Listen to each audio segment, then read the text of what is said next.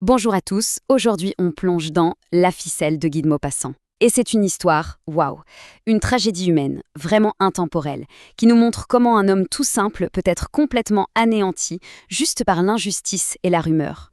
Comment est-ce qu'un simple bout de ficelle peut anéantir la vie d'un homme? C'est vraiment la question qui est au cœur de cette nouvelle.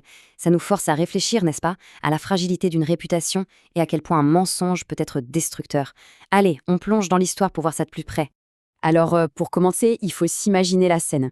On est sur les routes qui mènent à Goderville. C'est jour de marché, c'est le grand rendez-vous. Il y a une foule partout, des paysans, des bêtes. On entend le bruit des négociations, on sent les odeurs de la campagne, de la ferme. C'est dans ce cadre-là, très vivant, très brut, que tout va se joindre.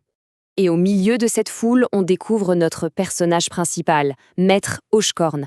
C'est un paysan, un vrai, un homme qui a été littéralement sculpté par le travail de la terre, son corps est tout tordu par les rhumatismes, mais ce qui le caractérise plus que tout, c'est son sens de l'économie. C'est un vrai Normand, comme on disait à l'époque.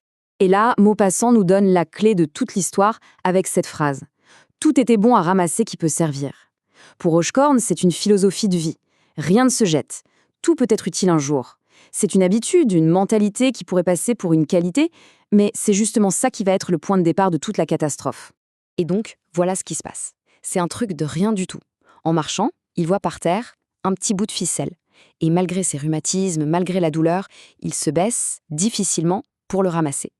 C'est un geste anodin, un simple réflexe d'économe. Normalement, un geste comme ça, on l'oublie dans la seconde qui suit. Mais pas cette fois.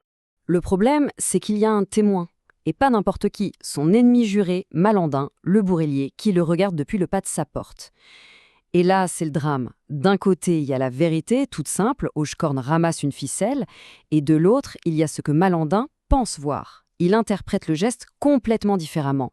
Et c'est ce malentendu qui va tout déclencher. Bon, sur le moment, Hochecorne, un peu honteux d'avoir été vu, il cache sa petite trouvaille et il continue son chemin, il se fond dans la foule. On pourrait croire que l'incident est clos.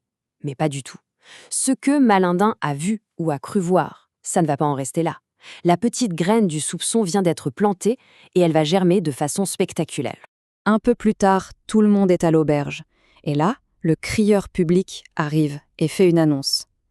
Un portefeuille a été perdu. Un portefeuille en cuir noir avec dedans 500 francs et des papiers d'affaires. C'est une somme énorme pour l'époque. Énorme! D'un coup, les enjeux montent en flèche. Et la pauvre petite ficelle de Hochecorne va se retrouver au centre d'une affaire bien plus grave. Et là, bim, le piège se referme. Un gendarme entre dans l'auberge et vient chercher Hochecorne directement à sa table. Il doit aller voir le maire. Et le maire, qui représente l'autorité, l'accuse sans détour. C'est lui qui a trouvé le portefeuille. Et sur quoi se base cette accusation? Uniquement sur le témoignage de Malandin. Le petit geste anodin du matin vient de se transformer en crime. Hochecorne, il n'en croit pas ses oreilles. Il est complètement sonné. Il proteste, il sort son bout de ficelle de sa poche, il se dit « voilà la preuve, c'est ça que j'ai ramassé ». Il pense que ça va régler l'affaire, mais non. La réponse du maire est terrible. Et c'est ça qui est fou dans cette histoire.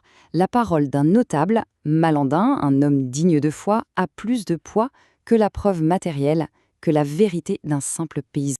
Alors il a beau jurer ses grands dieux, se mettre en colère, son histoire est trop bizarre en fait. Personne n'y croit. Et la rumeur, elle se propage à une vitesse folle. Quand il sort de la mairie, les gens ne sont pas choqués, non, ils sont amusés. Ils le regardent avec une sorte de curiosité malsaine et moqueuse. Le doute est là, et l'histoire de la ficelle, personne, absolument personne n'y croit.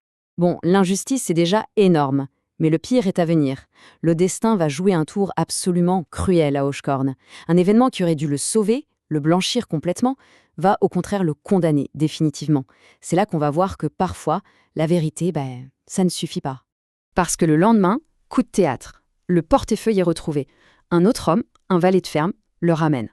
Alors là, on se dit « ouf, c'est fini. Hochecorne est innocenté, l'histoire est terminée. » Mais pas du tout. La réaction des gens est terrible.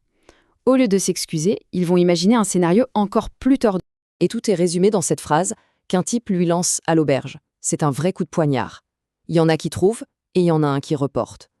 En gros, la nouvelle théorie, c'est que Hochecorne est un petit malin qui a utilisé un complice pour rapporter le portefeuille. C'est incroyable de voir comment la foule préfère croire à un complot compliqué plutôt qu'à une vérité toute simple. Le fait que le portefeuille soit retrouvé, devient la preuve qu'il est coupable.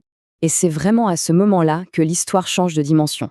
On n'est plus seulement dans une injustice, on bascule dans une tragédie psychologique. Le combat de Hochkorn n'est plus contre les autres, il est contre la folie qui le guette. Il se bat pour une vérité que, de toute façon, plus personne n'a envie d'entendre. L'ironie de la situation est absolument tragique. Hochkorn réalise que c'est sa propre réputation qu'il condamne. On l'a toujours connu comme un vieux malin, un Normand un peu rusé.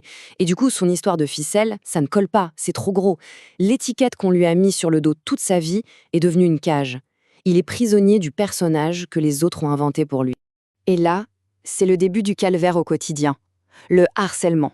Partout où il passe, il entend les mêmes remarques, les mêmes sourires en coin. Vieux malin va. Il essaye de se défendre, il raconte son histoire encore et encore, mais plus il en parle, plus les gens se moquent. C'est un cercle vicieux. Les insultes deviennent une rengaine. Gros malin va. Son histoire, c'est devenu la blague du village. On lui demande de la raconter juste pour le plaisir de rire de lui. Sa souffrance est devenue un spectacle. Et le pire, c'est que la ficelle, le symbole même de son innocence, devient le symbole de sa culpabilité. Quand on lui lance « Allons, je la connais, ta ficelle », ça veut dire « Arrête ton cinéma, on connaît ton petit jeu ». La vérité était complètement retournée contre lui. Cette obsession de prouver qu'il a raison, ça va le dévorer, littéralement. L'injustice le ronge de l'intérieur. Et la fin de l'histoire, eh bien, elle est inévitable. C'est un effondrement total, physique et mental, sous le poids écrasant de ce mensonge que tout le monde répète. Il ne pense plus qu'à ça, il ne vit plus que pour ça. Il raconte son histoire à qui veut bien l'entendre, et même à ceux qui ne veulent pas. Il rajoute des détails, il fait des grands serments, mais en fait c'est pire. Plus il essaie de se justifier, plus sa défense devient élaborée et moins les gens le croient. Chaque mot qu'il prononce ne fait qu'enfoncer le clou du soupçon. Et Maupassant écrit cette phrase, toute simple, mais d'une violence, il dépérissait à vue d'œil. C'est terrible. Tout le village regarde cet homme mourir à petit feu, consumé par une injustice que la communauté elle-même a créée. Et il continue de s'en amuser. Son corps ne supporte plus le poids de ce mensonge. Il meurt au tout début du mois de janvier. Et même sur son lit de mort, dans ses derniers instants, dans son délire, ses derniers mots sont pour son histoire. Il répète encore et encore « Une petite ficelle, la voilà, monsieur le maire », comme s'il tendait une ficelle invisible à cette autorité qui a refusé de le croire.